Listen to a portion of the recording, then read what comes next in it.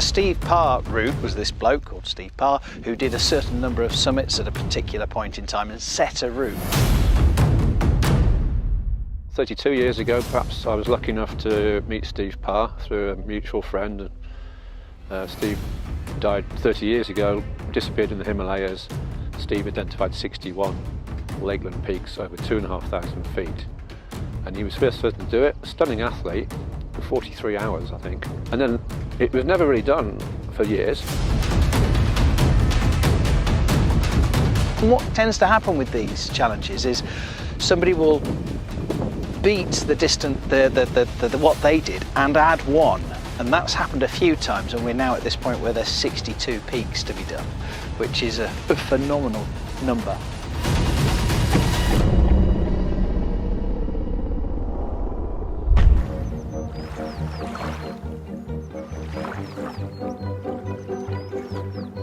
I'm Angela White. I'm now 62.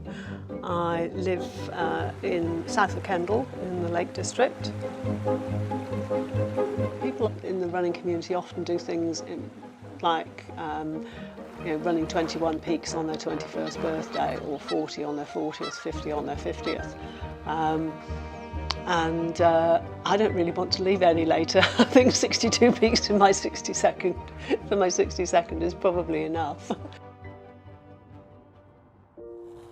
I discovered running 9 years ago, and that was part of a whole series of steps, small steps that I took to change my health. Back in my late 40s, I was at a point in my career where I was working very long hours. I seemed to have more and more projects and roles thrust upon me, and I found myself working long hours. I had no time much for myself because I still had children at home. Not having time to myself, not only was I overworked, I became overweight. I was extremely unfit and quite unhappy. I kept getting glimpses of this sort of overweight, unhappy person, but not doing anything about it. And then eventually started to get a few health issues myself. Just made me stop and think, if I didn't look after myself, then I wouldn't be able to look after anybody else. So I started to take these small steps, and the first one of which was to go out for a short walk in the evening. And I felt incredibly guilty taking that time for myself. Where I live, kind of can't go anywhere unless you go uphill, so I was noticeably huffing and puffing just taking a short walk. But slowly over time I started to find that I felt a little bit better. Hello. Heat and humidity levels will be on the up again this weekend as we start to see increasing amounts of sunshine across the UK, and through the rest of today into tomorrow, more of you will see skies like we saw.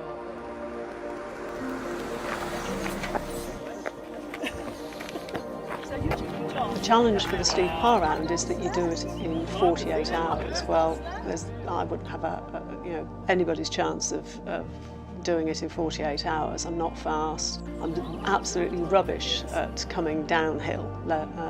Going uphill's not so bad, but I'm not particularly fast at any of it. I did, as a sort of homage to Steve, I went off last October in 67 hours, something like that. And I'll be overjoyed, and I'm going to tell her this, if she beats my time.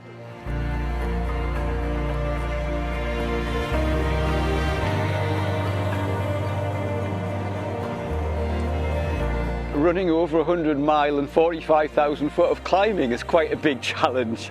It's a huge, huge undertaking. There's a massive amount of climbing. It's quite technical running. It's fast, in places. She's got to keep a good pace to get round in a reasonable time. She's starting the day on Sunday morning. She wants to finish by Tuesday evening. So just getting around the whole thing is just a huge endurance challenge. Here, though, there's a massive amount of climbing to do, and that's going to be difficult. Yeah, I just can't imagine doing what she's about to do. It's just amazing. So Angela's training has not gone to plan because of the post-COVID kind of lockdown and unlocking. So she would tell you that she's not done enough, she's not had enough mountain time. She's fit, she's trained, but there's no substitute for being in the high mountains and on the rough terrain, and that has been difficult for her to get over recent months. Nice one, well done, 15 minutes up. Good job.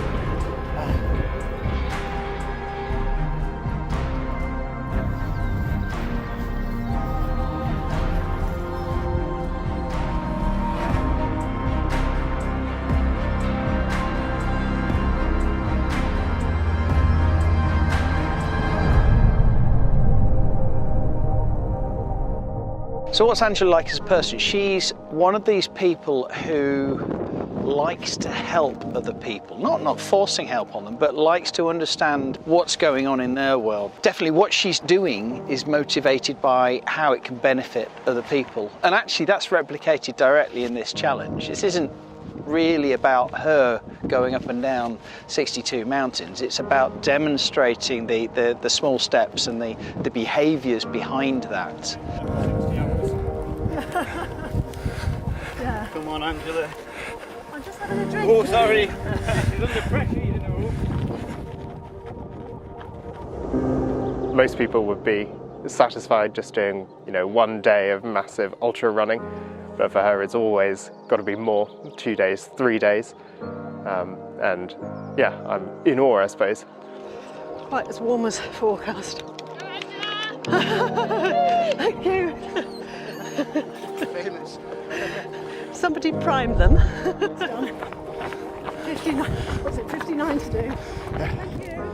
It's an interesting sport crew because there's some very dedicated people obviously doing with her at all times, but also there's a lot of groundwork goes on the roadside, but also we're trying to be quite low impact with it. There's a lot of logistics goes on behind the scenes, and she's done a lot for other people. I've done stuff for her when she did joggle, and as did Mel on Mel's Wainwright, so it's a reciprocal thing that we all do. I wouldn't be able to do it if it weren't for the people that are, for whatever reason, choose to support me. I've made some really good friends. Thank you so much. It's been an absolute blast. Really enjoyed it. No problem. Enjoy the next section. Keep it going fast, Angela. We'll see you tomorrow morning. Very determined, very scientific and analytical. I've never known someone who prepares so well.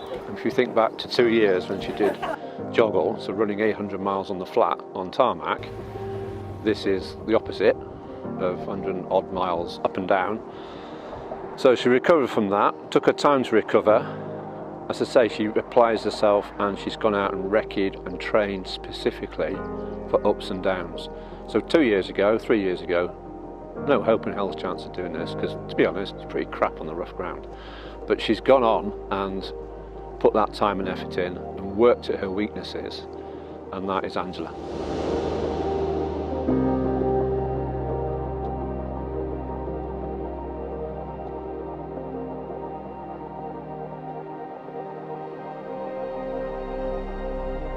Where's that?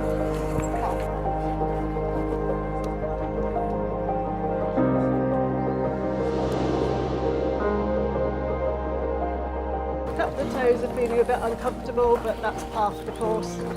I'm feeling very, very full because I've been force-fed and force-watered for the last, however many hours it is.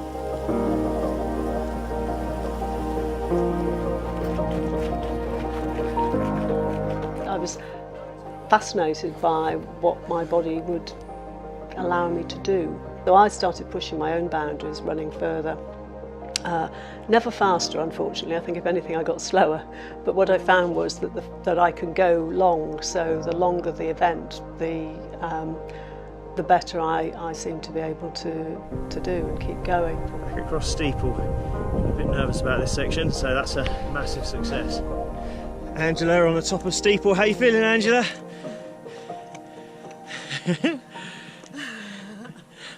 Feeling good? I've got jelly legs. Wow, but look at that! What a spot! Angela's biggest challenge so far is probably the sleep deprivation. You know, she's going well, but she's getting tired, which we all knew she would, I think. Morning, Angela. How are you feeling? You're looking wonderful there. You are. Angela's had to face some of her biggest fears whilst just training for this. So steeple and Lord's Rake, really technical, really steep ascents and descents. So she's had to face those fears already on the recce's, and she knows what's coming, so she's got to get through them again. So Lord's Rake is the most direct route up onto Scafell, and it's sheer, vertical. It's now crumbling away, really deteriorating route up there.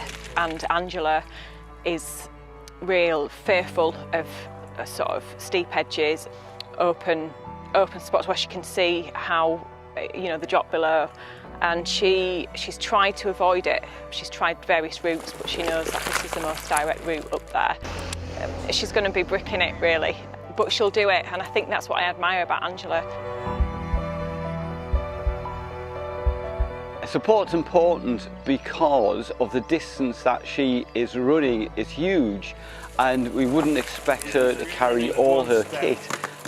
There's a lot of food and drink supplies, and for her to carry that over that distance would just be too much.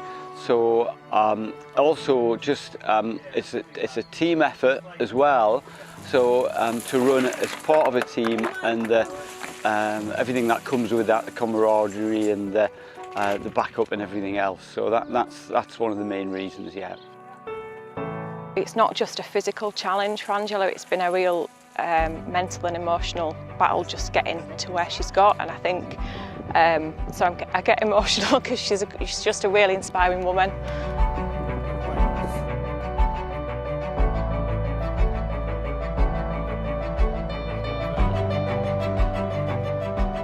She's a gutsy old lady. Don't tell her that.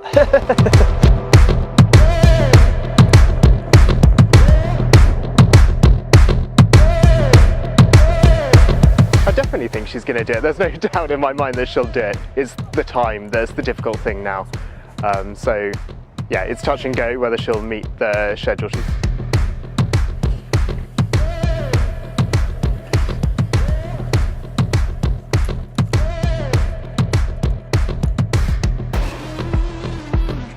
Running downhill trot.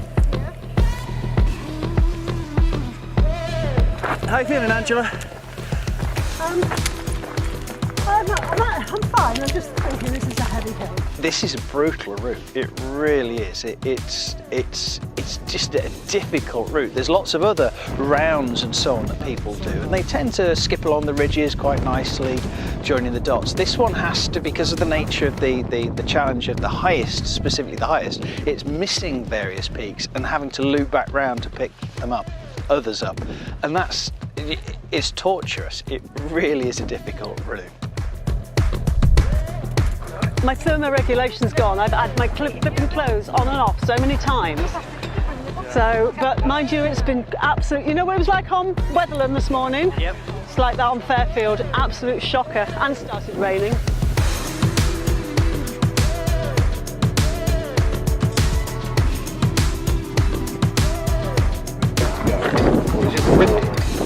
Is it windy?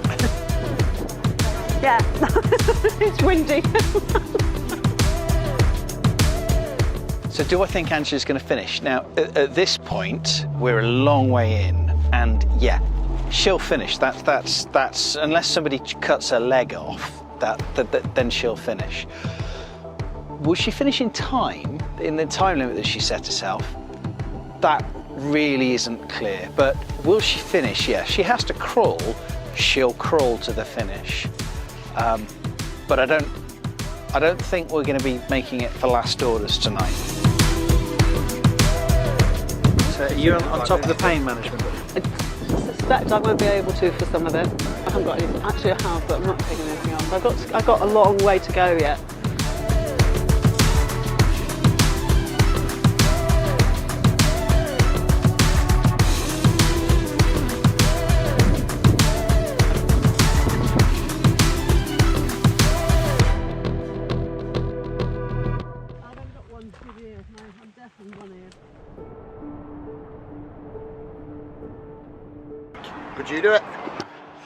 I don't know.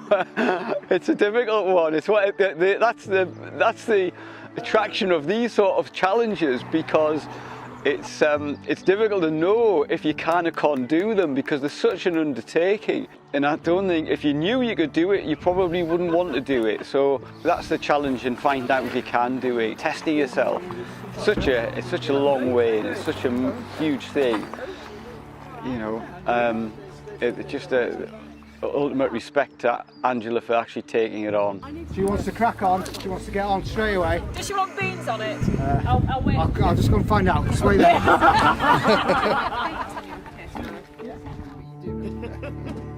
Whatever it is you want to do, it may not look like it would have done when you were in your 20s, 30s, or even in your 40s, but you can still do it.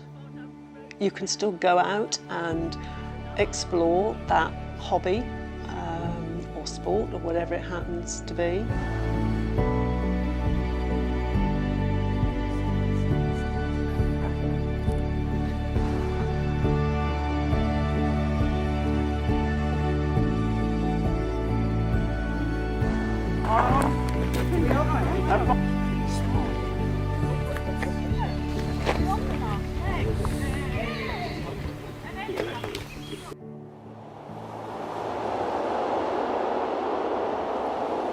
I'm very, very concerned about the state I'm in and how much moving in this wind is taking out of me. I've tripped loads of times. The idea of going out as you said yourself, Helvellyn will be a bit hairy.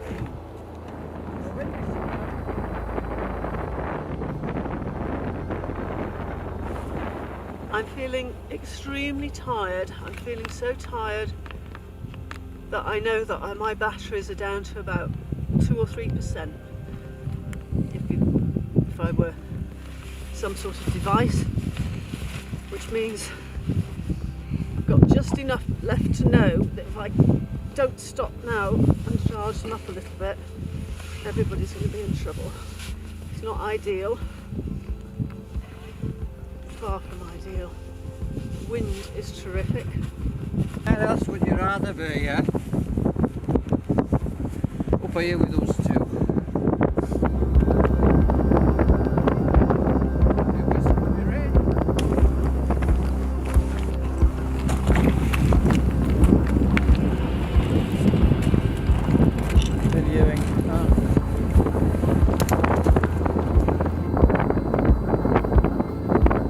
It's important always to be asking questions, whatever it's about, looking for new things, learning new stuff. It keeps your brain alive.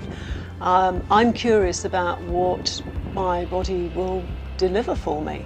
And so I keep pushing the boundaries to see, you know, some people would say, well, you know, you're trying to break yourself. No, I'm not trying to break myself. I'm just trying to see what we can do.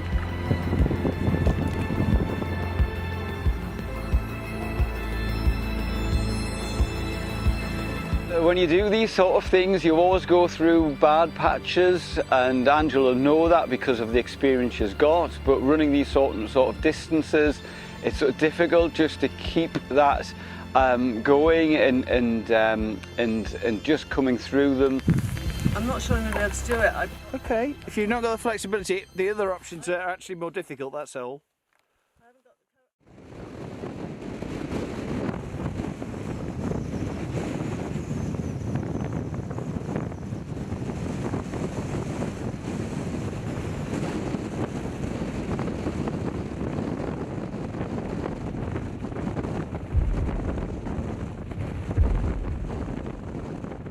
She's hurting, she's really fatigued.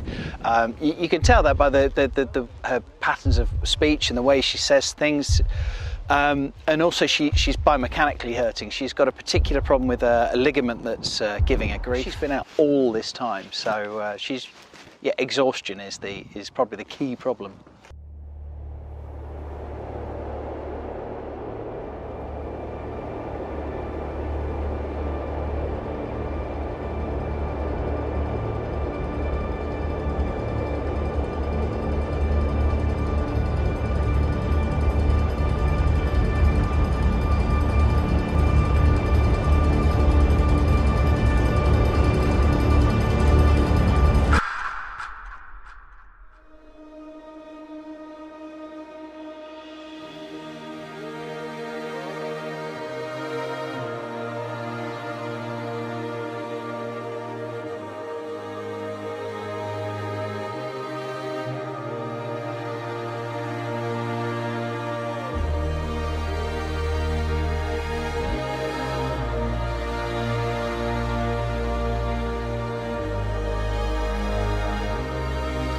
from the conversations I have with some people, it seems that they see retirement as a time to slow down, when in actual fact at 60 or 65, if you were to look at what your life expectancy is at that point, certainly for me, my life expectancy at 62 is another 25 years, which is a whole career's worth of years. I don't plan to sit down and slow down and relax when I've got 25 more years that I can be doing things that give me pleasure, that can support other people, that can continue to contribute to society.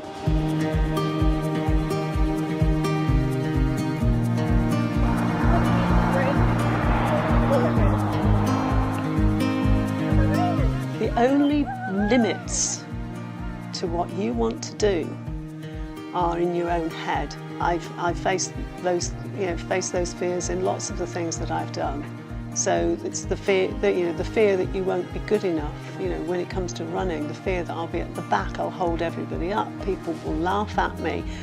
Family or friends will wonder what the devil I'm up to.